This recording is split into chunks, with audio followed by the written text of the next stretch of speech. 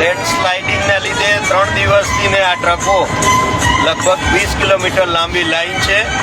હા, અને અમે પહોંચી ગયા છીએ શ્રીનગરના એરિયામાં, જમ્મુ એન્ડ કાશ્મીરની બોર્ડરમાં આવી ગયા છીએ.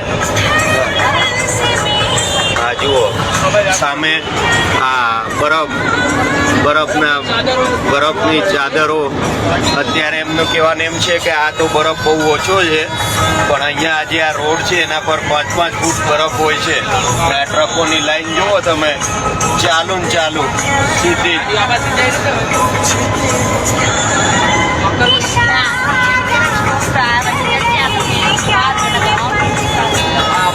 સામે સરસ મજાનું વ્યૂ.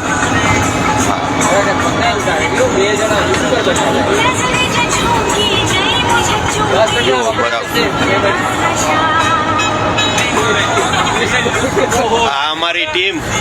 Hi guys. જો હા